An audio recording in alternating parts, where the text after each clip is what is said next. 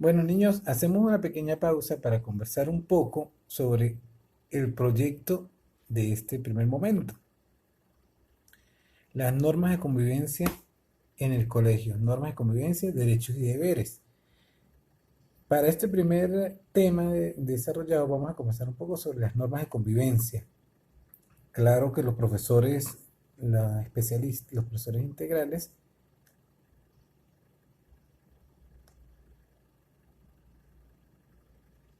Los profesores integrales también estarán trabajando ustedes con las normas de convivencia, muy importante para poder desenvolvernos dentro del colegio. ¿Sí? Yo lo voy a mencionar algunas y en la actividad, en la guía instruccional de la actividad que van a desarrollar, va a estar indicado de qué manera vamos a relacionar las normas de convivencia con lo que van a estar desarrollando en informática.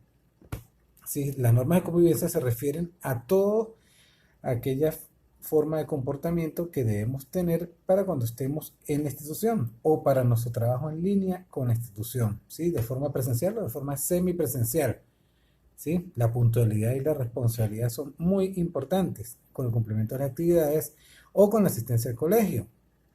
Obviamente, cuando tengamos las actividades pedagógicas en la institución, las condiciones de higiene son muy importantes, ¿sí? También el estado de salud, que ustedes van a asistir a la institución en condiciones óptimas, respetar los derechos de sus compañeros, respetar la dignidad, y obviamente la integridad física de los compañeros, ¿sí? Es la forma en que vamos a convivir. Ya, como van a ir profundizando en otras áreas también con las normas de convivencia, van a realizar una pequeña actividad donde van a mencionar algunas normas de convivencia para que ustedes proponen para poder tener mejor desenvolvimiento dentro de la institución. Seguimos con el contenido.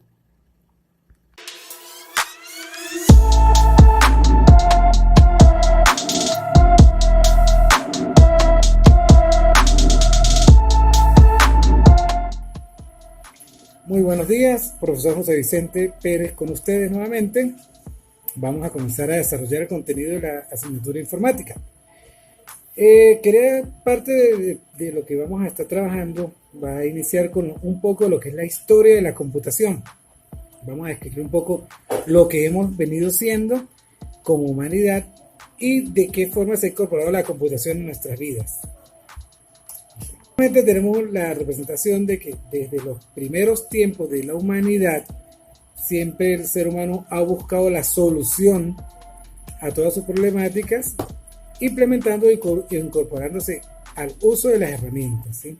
Allí la fotografía representa unos cavernícolas que quieren imprimir, obviamente no sucedía así, pero representa nuestra diferencia con los animales. El ser humano tiene la capacidad de razonar y de procesar y de utilizar herramientas. El ser humano desde tiempos inmemoriales ha comercializado, ¿sí? De allí pueden investigar o preguntar a sus padres sobre el origen del término salario y ahí se van a dar cuenta de qué sucede.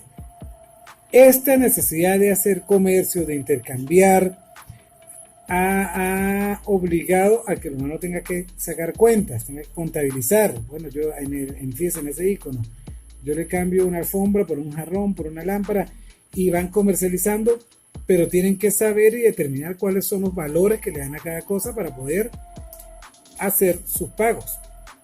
Inicialmente el humano contaba con los dedos, ¿sí? Pero básicamente el sistema se acababa porque solamente tenemos 10 dedos, o contener con los dedos de los pies, o tenían que buscar una manera de poder contar y llevar sus cálculos. Entonces, desde hace muchísimos años, el ser humano se diseñó sus propios sistemas, ¿sí? Estamos hablando de años desde los egipcios, mucho antes de Cristo, hace muchísimo tiempo. Y uno de los primeros elementos que existieron para contar fue el ábaco, que actualmente se utiliza en los preescolares para que los niños vayan contando y se vayan entreteniendo. En algún momento fue el primer sistema de conteo que tuvo el ser humano. De hecho, hay autores que mencionan que el ábaco se puede documentar casi como la primera computadora, el primer sistema de conteo que utilizó nuestra humanidad. Ahora, Luego comienzan a surgir y comienzan a diseñarse las máquinas para contar, ¿sí? Y nuestras primeras máquinas para contar necesitaban muchos engranajes, mucho tamaño y muchos dispositivos para poder funcionar. Eran demasiado elementales, tal como se lo voy a describir a continuación. Vamos a hacer un breve recorrido sobre algunos años de las fechas más importantes que ha habido en avances computacionales. Fíjense acá. En 1642, hace muchísimos años, 1642, saquen a cuenta de cuántos años hay con respecto al 2020. El señor Blaise Pascal creó la Pascalina. ¿Sí? El nombre deriva de su apellido. Blaise Pascal allí está representado en la cara de nuestro robot y él inventó la Pascalina. Era una pequeña máquina, no era pequeña, era una máquina que se convirtió en la primera máquina para calcular que existió en la historia de la humanidad. ¿Ok? Simplemente hacía operaciones matemáticas sencillas, sumas, restas, multiplicaciones. No hacía más de eso. Pero fue un inicio.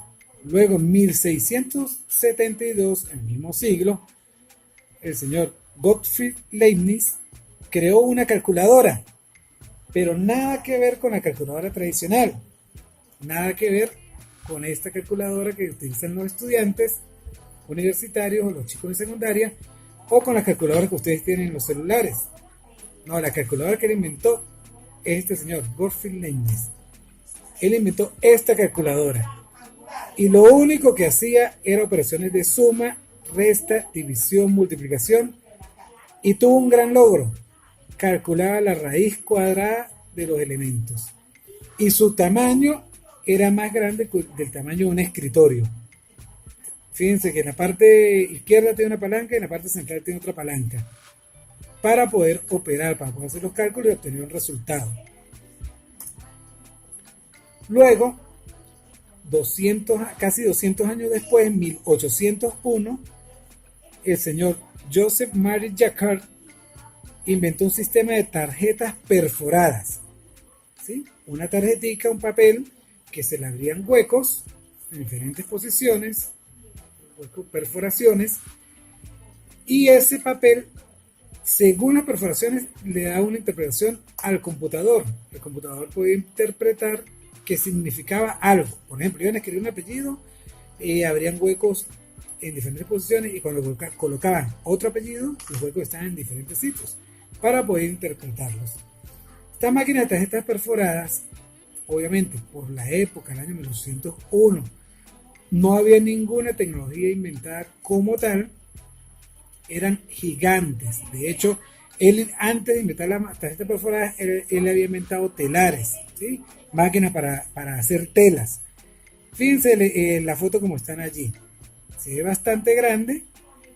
Las tarjetas tenían unos huecos bastante grandes, pero cada una podía hacer una instrucción. Le dan instrucciones a las computadoras. Por ejemplo, una instrucción era realizar operación de suma. Cuando se colocaba esa tarjeta, la computadora solo sumaba. Realizar operación de resta. O sea, cada tarjeta tenía un significado diferente. Eran estas tarjetas las que dan instrucciones a las computadoras de esa época, que no eran computadoras como las que ustedes conocen. Eran máquinas gigantescas que funcionaban de una forma totalmente mecánica. Luego, en el mismo siglo, 1800, específicamente en 1871, Charles Babbage creó la primera computadora analítica de nuestra historia. De hecho, se conoce como el padre de la computación, ¿sí? Porque además de crear la primera computadora analítica, comenzó a establecer los primeros criterios para programar. Esta primera computadora analítica utilizaba las tarjetas perforadas que ya previamente han sido inventadas, y sus cálculos eran mucho más precisos. ¿Okay? Ahí está la foto de Babbage. Y más o menos esta es una foto del museo de la primera computadora analítica que existió en nuestra historia de la humanidad. ¿Sí? Vamos a abrir un poquito el campo para que la puedan ver. Fíjense el tamaño de las personas con respecto, fíjense el tamaño de las personas con respecto a la máquina. Y solamente hacía operaciones matemáticas sencillas. Allí no había ni procesamiento de datos, de información, allí no había ni documentos de texto, Allí no había internet, nada, solamente eran operaciones matemáticas, ¿sí? Para conteo de datos numéricos, ¿sí? Para contar producción de agricultura, para contar producción de... O sea, eran datos bastante sencillos, pero miren la magnitud de la máquina que fue, creada por Babbage. Luego ya pasamos al año 1900, ¿sí? Estamos en el siglo pasado. Año 1904, John Ambrose Fleming, él creó los tubos al vacío, ¿sí? Que contenían circuitos electrónicos. Los tubos al vacío eran como esta imagen, que esto que aparece en la imagen, como pequeñas botellas, y allí, sin ningún tipo de aire, se encontraban circuitos electrónicos que hacían operaciones más sencillas. Ya se involucra, fíjense, hasta este momento la computación era mecánica. Ya al incluir los circuitos electrónicos empieza la mezcla entre la computadora analítica con la circuitería electrónica. Pero hasta ese momento solo funcionaban si estaban al vacío, dentro de esas pequeñas botellitas que parecen bombillos. Luego, estos tubos al vacío se incorporaban a la computadora y más o menos eran como los que están en la foto. Prácticamente eran salones que eran una sola computadora. Y lo que ella hacía realmente era poco comparado con lo que ustedes tienen en el bolsillo hoy, que es un celular, o con una computadora de escritorio. Luego en el año 1944, IBM, ¿sí? Que es una empresa de computación que tiene muchísimos años en el mercado, su nombre es International Business Machines, IBM, creó la computadora Mark I, ¿sí? Que es el resumen del nombre que aparece aquí abajo en la parte blanca, dice Automatic Sequence Controller Calculator, o más conocido como Hardware Mark I. Era una computadora de gran capacidad comparada con lo que existía hasta el momento, y al mismo tiempo era de un gran tamaño, ¿sí? Su tamaño era prácticamente de un salón completo, 18 metros de magnitud por 2.5 metros de alto. Imagínense el espacio, y la capacidad que tenía era limitada con respecto a lo que tenemos hoy día, pero en el momento era una de las más potentes que había. Utilizaba tarjetas perforadas, comenzó a utilizar cintas y hacía en un segundo hasta 10 operaciones, lo cual era mucho con respecto a lo que tenían en el mercado en ese momento. Luego, en el año 1947, surgen los transistores y los microprocesadores. Y ya comienza el momento cuando la computación da un salto gigante con respecto a lo que hay, y ya se crean los microprocesadores y los transistores. Hay diferentes autores que fueron los creadores, los precursores de toda esta nueva etapa de la computación. Esto cambió. A salir de los tubos al vacío, la computación se reduce, y ya el computador, de pasar de ser un salón gigante, pasa a una mesa de trabajo, a un escritorio de trabajo. De allí su nombre, computador de escritorio, personal computer. Se incorporan circuitos integrados también de varios inventores, y ya se colocan sobre una tarjeta madre para que puedan funcionar. Va mejorando y cambia el sistema de trabajo. Posteriormente, a partir del año 60, comienza lo que se denominó la revolución del usuario, ¿sí? Según las necesidades del usuario, hubo gente que tuvo la visión de decir, bueno, las computadoras hasta ahora no tenían monitores, por ejemplo. Y a Steve Jobs, en conjunto con otros precursores, IBM también, se les ocurre que es necesario colocar una especie de televisor conectado al computador para ver cómo se están procesando los datos. Sí, de hecho, a Apple se le atribuye la incorporación del monitor. Más adelante yo les voy a dar un documental específico para que puedan ver y observar este inicio de esta nueva revolución del usuario a partir de los años 60.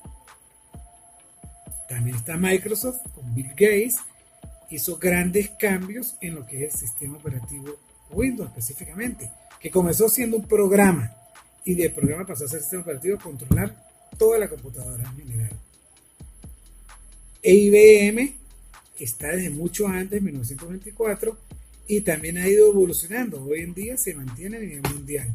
¿Sí? Ahora están encargados más de bases de datos, de respaldo de información, de procesamiento, manejo de servidores.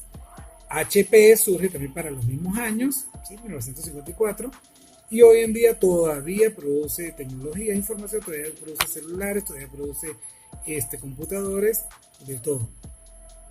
Igual también otra de las empresas, esta mucho más nueva, la empresa Dell, pero también se incorpora a lo que ha sido la revolución del usuario, o sea, basada en la necesidad del usuario para presentar los mejores recursos. En la actualidad, tenemos computadores de escritorio, tenemos computadores portátiles y tenemos computadores en nuestra palma de la mano, celulares, tablets, hasta en el reloj tenemos computadores, todos los dispositivos para almacenar. De verdad que la computación ha cambiado muchísimo. Les dejo a continuación otro video para explicarles una actividad que van a hacer para poder indicarme su apreciación con respecto a toda esta historia de computación. Un gusto, muchachos, hasta una próxima oportunidad.